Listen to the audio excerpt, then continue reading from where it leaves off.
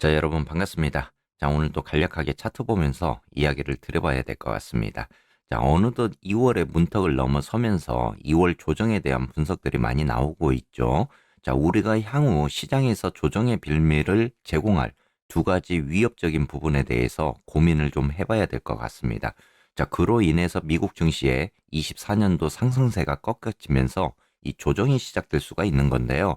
자, 여러분이 생각해보면 지금의 증시는 이 메가세븐, 빅테크 위주로 상승이 나오면서 지수를 끌고 가는 그런 상황이었습니다.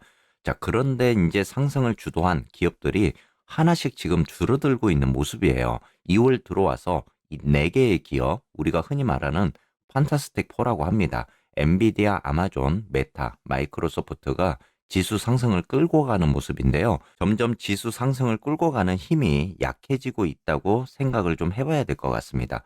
자, 그렇다면은 그동안 S&P 500의 현재까지 상승을 주도했던 빅테크 기술주의 매도를 촉발할 수 있는, 그리고 두 가지 위협적인 부분에 대해서도 우리가 좀 생각을 해봐야 될 것 같은데요. 아무래도 이제 첫 번째는 바로 엔비디아 실적이 될 것 같습니다. 현재 시장을 선도하는 기술 기업에 대해서 가장 즉각적인 우려는 엔비디아의 수익 손실 가능성이 있느냐 없느냐에 대한 부분이 될 것 같습니다. 팩트셋에 따르면은 엔비디아가 2월 21일에 분기별 실적을 보고할 예정인데요. 엔비디아가 주당 4.49달러를 발표할 것으로 예상을 하고 있고요. 이는 지난해 같은 분기 대비 410% 성장을 나타내기도 합니다. 한편 순매출은 전년 동기 대비 232% 증가한 201억 달러로 예상을 하고 있는데요. 자, 이렇게 엔비디아가 24년 초부터 35% 상승을 보이면서 가장 실적이 좋은 종목으로 기대를 가지고 있습니다.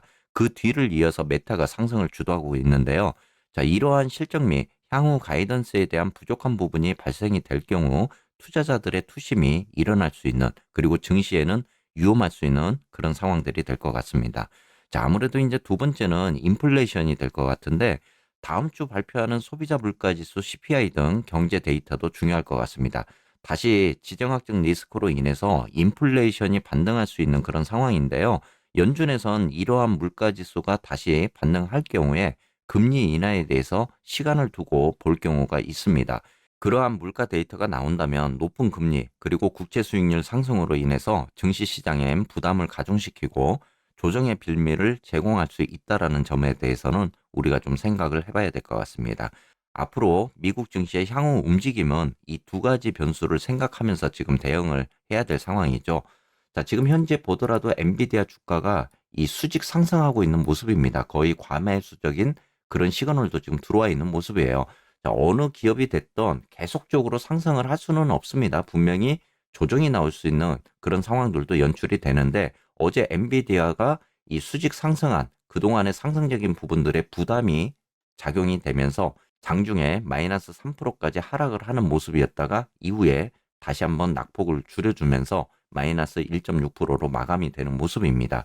자, 이렇게 지금 엔비디아가 거의 수직 상승하는 그런 모습을 보이면서 이 매수에 대한 부분들이 굉장히 많이 들어오고 있고요. 목표가도 계속적으로 업그레이드 되고 있는 그런 모습입니다. 지금 엔비디아 목표가가 거의 700달러에서 지금 800달러대까지 이렇게 업그레이드가 되면서 투자자들이 관심을 가지고 계속적으로 매수를 하고 있는 그런 상황이죠. 그런데 이러한 엔비디아가 실적 발표 이후에 또는 가이던스적인 부분에 있어서 투자자들의 마음에 어긋나는 그러한 발표가 나온다면은 바로 투심적인 부분들이 생길 수 있다라는 점에 대해서는 우리가 생각을 해봐야 될 것 같습니다. 그로 인해서 AI 관련주와 이 반도체주들의 조정적인 부분들이 나올 수 있는 그런 상황도 되겠죠. 그렇기 때문에 아무래도 지금의 2월 시장에서는 엔비디아 실적이 어떻게 나오느냐에 따라서 다시 한번 증시의 움직임이 나타날 것으로 보입니다.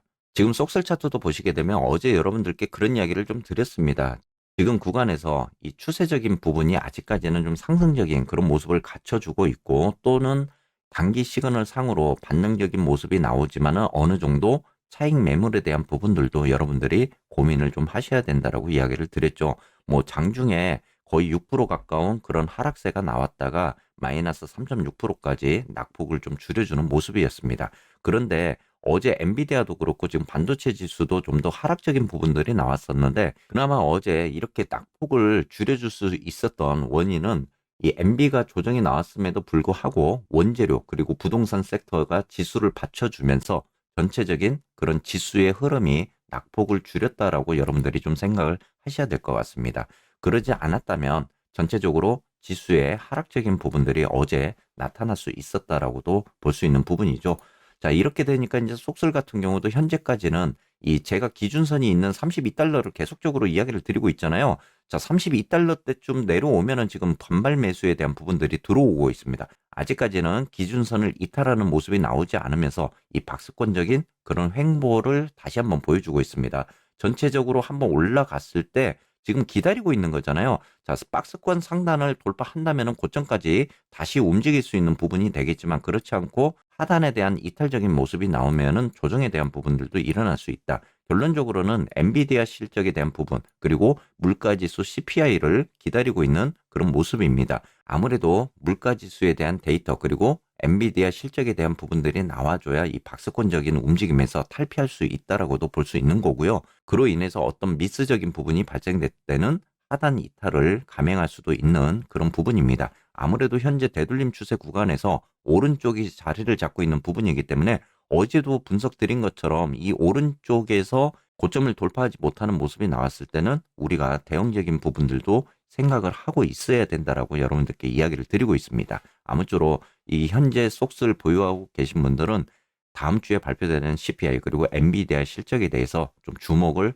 할 필요가 있고 그로 인한 대응적인 부분들도 여러분들이 예상을 좀 하고 계셔야 될 것 같습니다.